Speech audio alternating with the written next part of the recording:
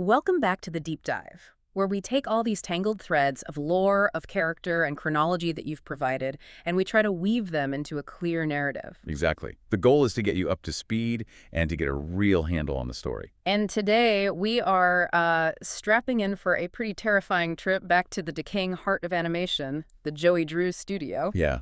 Our mission here is to really analyze the source material you've shared with us. We're going to be mapping out the chilling lore, the key characters, and just the escalating mysteries that our protagonist, Henry, experiences. And this is all just across the first 3 chapters of this, well, this apocalyptic narrative. And it's not just a plot summary we're after. We're really tracking Henry's journey, both physically and, I think, psychologically. We want to map out exactly how a simple, kind of nostalgic invitation spirals into this desperate struggle for survival. A struggle against what? Entities born from ink, right? From ink, from betrayed creativity, and I would say pure obsession. We have to understand not just what Henry saw, but what the intentions were behind Joey Drew's twisted creation. And that's what we need to unpack right away, because the entire nightmare, it just begins with this appeal to sentimentality. The whole catalyst is a single letter. Oh, absolutely. And its contents are just dripping with dramatic irony. The letter is masterful in how it manipulates him. It starts so casually, doesn't it? It really does. It's seeking that common ground after, what, 30 years apart? Dear Henry, it seems like a lifetime since we worked on cartoons together.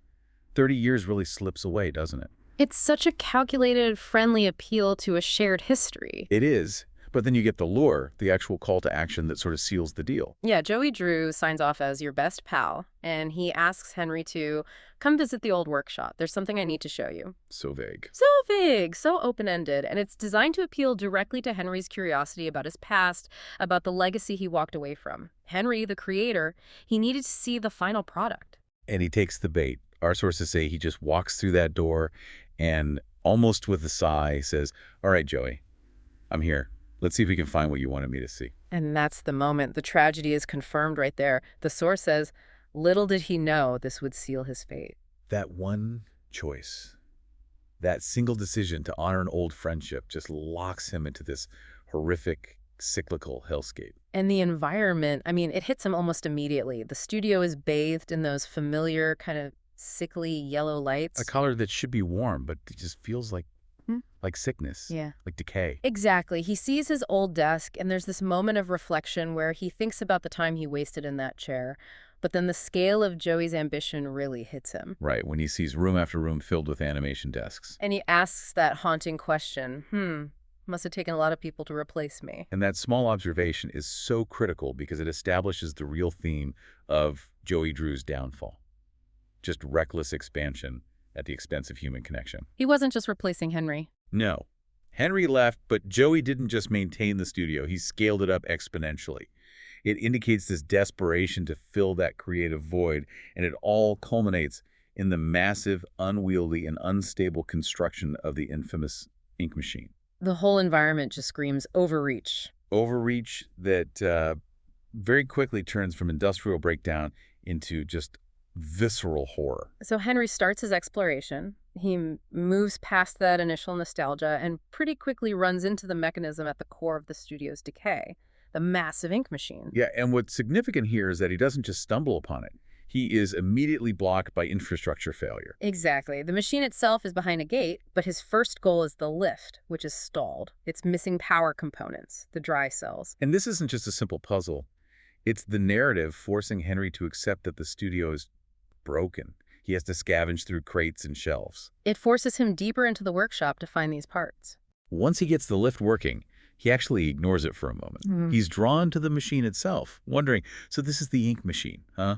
Wonder how you turn it on. He finds the main power switch, but the screen right next to it is flashing this warning, low pressure. And this is where the story pivots. It goes from a standard industrial failure to something much, much darker. The ritual. The ritual.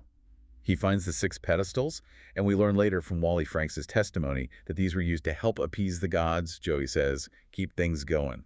Which just immediately reframes the entire studio operation. It's not animation production anymore. No, it's occult maintenance. And Henry is, completely unwittingly, performing a dark rite. The items he needs are such a chilling blend of the mundane and the personal. They really are. You have a bendy doll, an ink bottle, a book, a gear, a record, and a wrench. All objects of creation, industry, entertainment, the pillars of the studio. Exactly. And by placing them on these pedestals, Henry is basically synthesizing the studio's entire legacy into a key to activate this monstrous machine. And where he finds them is just bizarre. It shows Joey's madness was already completely pervasive. Well, some are expected, right? The bendy plush in the theater chair, the ink bottle at a desk. Sure, but then you get this explicit violation of the creation itself. We have to pause on the wrench. We have to. Henry finds the wrench shockingly embedded in the rib cage of a figure that looks like Boris the Wolf. It's physical abuse of the cartoon character. Yeah. The source records Henry's reaction perfectly. He just says, "Joey, what were you doing?" It's a moment of just visceral betrayal. It tells Henry, and it tells us, that Joey wasn't just working with ink and paper, he was torturing his own creations. Using their physical forms for his industrial needs. Yeah. And that single detail confirms that the studio's moral core had dissolved long, long before Henry ever arrived. So after he collects all 6 items, he puts them on the pedestals, and the screen switches to ready. But it's not over. No, he has to actually activate the system. He heads to the theater room to turn the ink flow valve. And this is a perfect example of what Thomas Connor complains about later. Turning the valve, it's not a smooth process. None at all. It causes the floor to just fill with ink, and a pipe immediately breaks. The system is designed to fail catastrophically and messily. The studio is literally drowning in its own byproduct. So he goes back to the pedestal room, flips the main power lever, and the lights in the entire studio dim. You get this sense of a massive power draw. And critically, Henry can hear the ink flowing. It's not a quiet hum. No, it's this terrifying rushing sound, confirming the machine is fully engaged. The floodgates have been opened. And the consequence is instantaneous. He walks back toward the ink machine room, ready to see this thing operational. And the entire doorway is sealed shut with these rough wooden boards. This wasn't just activating equipment. No, it was a containment failure. Whatever came to life inside that machine, Joey was clearly trying to keep it locked away. And then, the first terrifying encounter. As Henry gets closer to that boarded-up room, you get the jump scare. The sudden appearance of the ink demon. And it's not the cheerful cartoon character. No, it's described as a tall, skinny, deformed Bendy whose eyes are obscured by ink. It's this grotesque, elongated parody of the cartoon, and Henry just falls back in horror. The visual description is so important there. The ink covering its eyes suggests a blindness to morality, to reason. It's raw, impulsive power. And the tall, skinny frame is a complete perversion of the original character design. It's a symbol of distortion, of something stretched beyond what is natural. The environment immediately rejects Henry after this. The studio starts filling with ink, forcing him to run for the exit. But the escape route is denied. The floor just breaks beneath him, which shows that structural instability Thomas Connor warned about. This is the Great Fall, the literal violent descent into the lower, darker levels of the workshop. Sealing his fate and plunging him into the true nightmare. He lands on an ink-covered floor, ankle deep. He manages to drain some of it, finds a staircase, and crucially, He finds an axe on a workbench. and this is the moment Henry pivots from investigator to survivor. The axe is for defense, but it's also for clearing paths. For chopping through the boards Joey True used to try and contain this darkness. And the culmination of this first chapter is maybe the most chilling lore drop of all. It recontextualizes everything. After using the axe to clear a path, he enters this small, dark space. And inside, there's a massive pentagram painted on the floor. Surrounded by candles, empty coffins, and chairs. This is the studio just dropping all pretense. It's not a malfunctioning machine. It's an active site of dark ritual. The pentagram is an explicit occult symbol. The coffins suggest death, maybe resurrection, or failed attempts at creation. Yeah, and the chair. An audience. Was this ritual performed for others or just for Joey? And when Henry steps onto that pentagram, he triggers this full sensory overload, a series of traumatic visions. He sees the ink machine, a lonely wheelchair, and the terrifying image of the ink demon. That wheelchair is so provocative.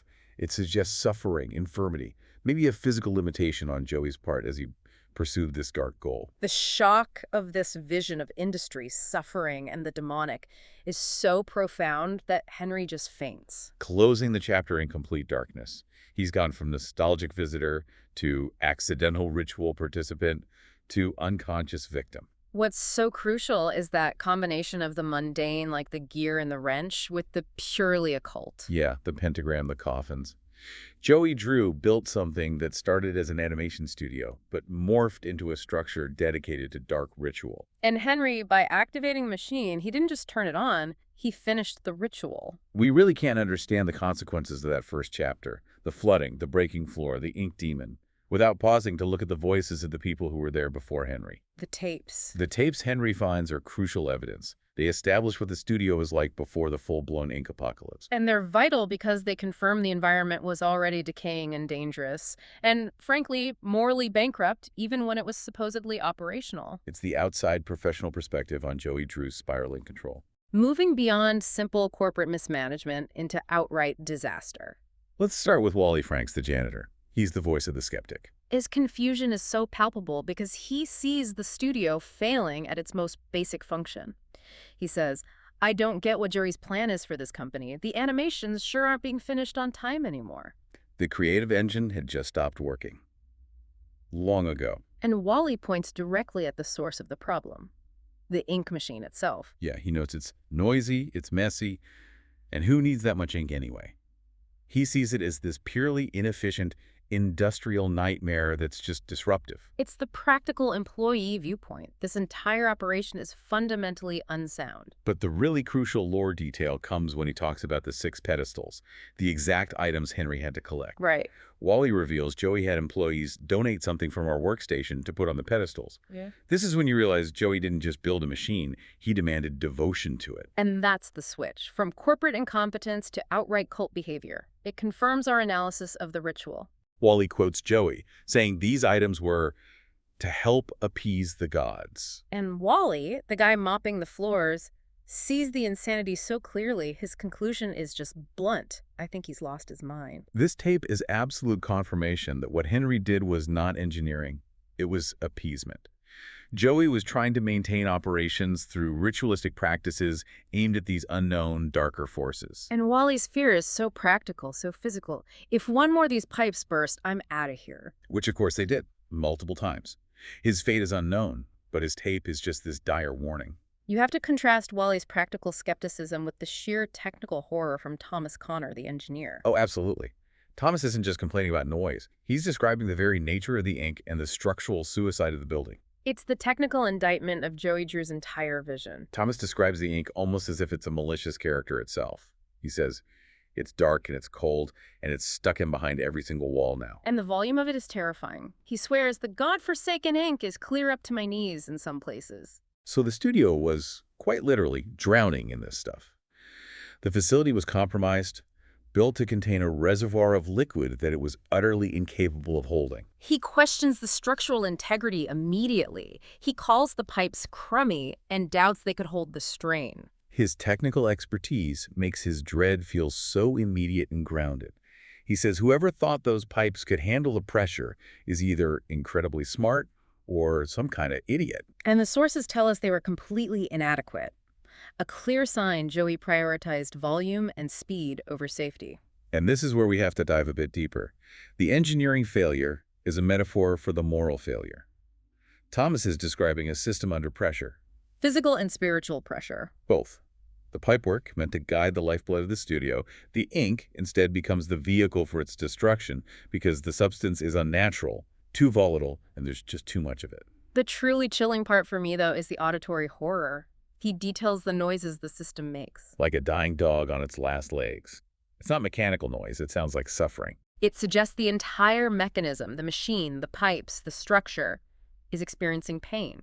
It reinforces the idea that the ink itself is sentient, or at least the system is somehow animated and in agony. If you connect that to the bigger picture, Thomas Connor's conclusion is the final nail in the coffin. Make no mistake, this place, this machine, heck, this whole darn thing, it just isn't natural. He refuses to do any more repair jobs, confirming the professional staff knew they were dealing with something beyond physics. Wait, okay, if the ink is making noises like a dying dog, is Thomas suggesting the machine is suffering, or is the ink inside the machine suffering? That's a really important question. I would argue it's both. The machine is poorly designed. Crummy pipes, low pressure, that's Joey's recklessness. Right. But the sound suggests the suffering comes from the product, from the ink itself. This black fluid isn't just printer liquid, it's a transformative medium. So when it's pumped and contained under that unnatural pressure, The souls or the essence within it scream. Thomas is hearing the auditory echo of the creation process itself. That interpretation makes it so much more horrifying. Henry is now navigating a world where the walls are weeping ink and the plumbing is screaming. the tapes just confirmed that these malfunctions were constant, ongoing terror for the workers long before Henry even showed up. So Henry wakes up after fainting on that pentagram. He grabs the axe he found and immediately finds this cryptic message scrawled on the wall: "He will set us free." And that just sets the tone for Chapter 2. It shifts the environment from purely structural horror to religious fanaticism.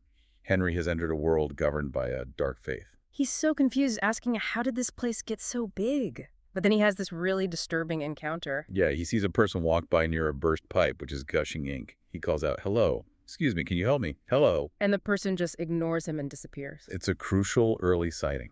A silent, inky figure that's likely a lost soul or some minor ink entity. It shows Henry he's not alone, but any potential companions are either silent, hostile, or trapped in their own cycle of suffering. He eventually reaches a gate that needs power, and that leads him right into the domain of Chapter 2's main antagonist, the music department. Directed by the now transformed Sammy Lawrence. And the environment immediately introduces him to the first enemies he has to actually fight. The Searchers. And the source material describes them so vividly. They're human torsos made of black, flexible ink with elongated arms and a ghoulish, gaping mouth. They crawl and just melt into the floor. These Searchers, they're low level, but they're relentless. And the fact that they retain a human torso shape suggests an incomplete transformation. Failed attempts at making beings like the Ink Demon, maybe? Perhaps. Yeah. And Henry now has to use that axe not just for clearing planks, but for violent self-defense. His role is shifted to fighter. His path through the music department is guided, kind of ironically, by the voices of the workers again. Primarily Wally Franks. Wally's tape about losing his keys gives Henry the clue to finding the janitor's closet key. He has to search the garbage cans. Even in this apocalypse, the mundanity of a lost key dictates his path. And once he's through that closet, he finds one of Sammy Lawrence's own tapes. And Sammy reveals that every artistic person needs a sanctuary. And to get into his, Henry needs to know his favorite song. Sammy gives these cryptic clues that reflect his obsession with music, but also the melancholy of his own transformation. The violin shudders with a piercing voice. The piano delicately calls. The bass fiddle sings with deep articulation. Henry has to use those auditory clues to activate the right instruments and open Sammy's safe passage. It's fascinating because Sammy, before all this, was the music director. Music was his whole identity. And now he's using those same elements, the sounds of the instruments, as ritualistic keys. His devotion to the Ink Demon is channeled through the craft he once loved. But before he can get into that inner sanctum, he has to deal with the constantly flooding stairwell. Which Sammy's tape reveals Joey tried to fix by installing an ink pump. Sammy even complains about having the ugly pump switch right in his office. To clear the stairs, Henry needs a missing valve. He goes down and finds it being held by a big searcher with a hard hat. That's an interesting detail, the hard hat. It suggests this particular searcher might have been a former maintenance worker, a stronger, more specialized entity. And to beat this one, he has to use his brain, not just the axe. Right, he uses the environment. He pulls a lever to raise a pallet, lures the searcher underneath it, and then pulls a second lever to squish it flat. It shows Henry is learning to adapt, using the very infrastructure that's trying to kill him to his advantage. So he puts the valve back, clears the ink, gets to Sammy's office, pulls the PMP control lever. And that's when the trap is sprung, Yeah. Henry's hit on the head and wakes up tied to a post. Which leads to Sammy's extraordinary monologue. This is the absolute core of the Chapter 2 lore, the theological framework of this whole ink world. Sammy's wearing a mask, an iconic bendy mask, and he's completely transformed into an ink being. He's covered in black ink, wearing overalls, and that mask. It's not just a costume. It's a total submersion of his old identity into the worship of the Ink Demon. He sees Henry as a sacrificial lamb. He tells him, "The believers must honor their savior. I must have him notice me." He sees this sacrifice as the only way he can be freed from this prison, this inky, dark abyss I call a body. That phrase, inky dark abyss, it reveals his transformation as a source of suffering, not liberation. He sees the Ink Demon as a savior figure who can end his agony. He truly believes the ritual is imminent. He even demands silence. Shh, quiet. Listen, I can hear him crawling above. Crawling. He thinks the ink demon is responding. This deep dive into Sammy's character just shows the ultimate cost of Joey Drew's negligence. A creative professional so desperate he turns to cultism, believing this creature of pure chaos is a benevolent savior. But the whole ritual takes this horrific twist that just betrays Sammy's entire theology. The ink demon hears Sammy, it approaches, but instead of accepting Henry as the offering, The demon attacks Sammy himself. this is a fundamental turning point. It establishes that the ink demon, while powerful, is not a benevolent savior. And it certainly does not obey Sammy Lawrence. The demon is either purely chaotic or maybe Henry, as the original creator, is somehow off limits. Too precious or too vital for a simple sacrifice. Either way, Sammy's devotion was completely misplaced Right. and led directly to his own demise. He's consumed by the very thing he sought to appease. Henry gets free, grabs his axe, and is chased. His axe breaks, and he's just desperately trying to find safety. That chase and Sammy's sudden brutal death, it throws Henry into shock. But before he can even process what he saw, The narrative gives him the ultimate whiplash. the chapter ends on this immediate cliffhanger. He runs, boards a door, and then steps through another, only to see a can of bacon soup roll by. And a figure emerges from the corner, his last word of the chapter, Boris. The silent, mutilated corpse from Chapter 1 is suddenly alive and well, offering this bizarre moment of calm in a world of chaos. That transition is so abrupt. From a life-or-death chase to the calm presence of Boris the Wolf, another of Henry's creations. Henry finds himself in what the sources call the safe place, and its very existence suggests that pockets of stability can be carved out of the horror. The safe place is remarkable. It's a haven. A small, dry bedroom with a hammock, a chest, a bendy clock. It's deliberately cozy. And there's Boris, sitting calmly at a dining table. This creature, which Henry saw dead and mutilated, is now a living, if silent, companion. It raises huge questions about the nature of these ink beings. Are they all hostile? Apparently not. Boris is a silent ally, which indicates some entities might retain their core character. Boris seems to be surviving and functioning independently. Representing the positive side of Henry's creation, even if he can't talk. Henry pretty quickly deduces that Boris is holding the key to the exit. He asks him, "Hey buddy, have you seen that lever handle around? Or are you holding it hostage until I make you something to eat?" And since Boris can't talk, Henry takes a hint. If you want to proceed, you have to barter. The task is so mundane, yet so essential. Henry has to find and prepare food, 3 cans of bacon soup. It just underscores that basic needs, like hunger, still apply. And the most common item in the studio is this bizarrely prevalent soup. So he collects the cans, boils them up, gives the bowl to Boris, and in return, Boris produces a box with the missing lever handle. It establishes this transactional relationship based on mutual survival and trust. It's the complete antithesis of the ritualistic violence Sammy attempted. Henry barters for freedom. Sammy sought to sacrifice for it. Henry pulls the lever and starts his journey with Boris, warning him, don't wander off. And Boris takes on a crucial role. He carries a light source to guide Henry. He even navigates a ventilation shaft to open a path for him. He's essential for progression. Their journey eventually leads them into this massive, unfamiliar area, heavenly toys. And Henry notes, "Wow, I don't remember any of this," which indicates this part of the studio was built or changed after his 30-year absence. It's devoted entirely to the commercial aspects of the brand. Heavenly Toys is a symbol of the crass commercialism that Joey Drew pursued. It has 3 rails, an ink fountain, and a machine that moves shelves, which Henry finds jammed with plush toys. The commodification of suffering. The cute, harmless version of Bendy is trapped in the same machinery that created the monster. The goal is another environmental puzzle. Henry needs to unjam the machine and manipulate the shelves. And while he's working, he hears a lady start singing. Foreshadowing the next major threat. And the music isn't like Sammy's department. It's calculated, unnerving melody. After Henry clears the toys, he pulls another lever, moving the shelves until they open up a hidden door. He enters, and the atmosphere shifts violently.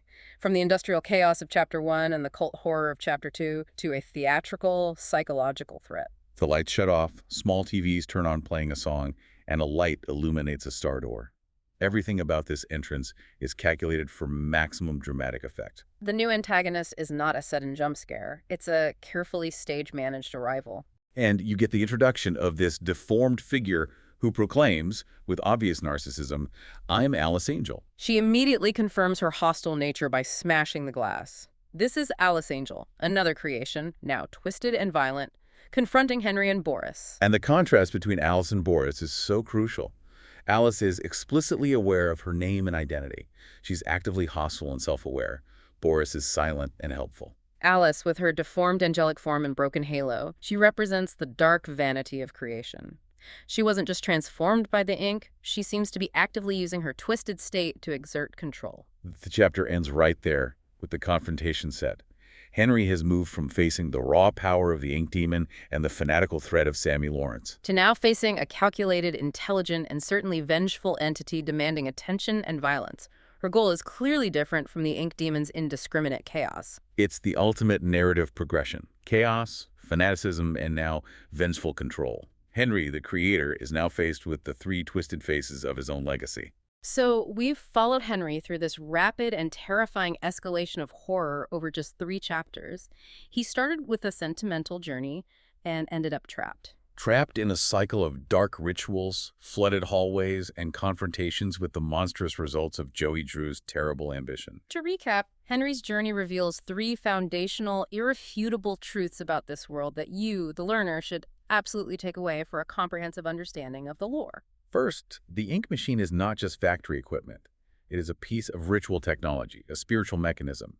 Wally Franks confirms this when he talks about the pedestals being used to appease the gods. Its function is less about animation and more about the creation and failed containment of these sentient, inky entities through a dark, pseudo-religious practice. Second, the ink itself is not just a fluid. It is a sentient, spreading, terrifying force. Thomas Connor describes it as dark, cold, stuck everywhere, making noises like a dying dog. The environment is literally suffering, and the infrastructure, those crummy pipes, could never handle this powerful, unnatural, and perhaps even living substance.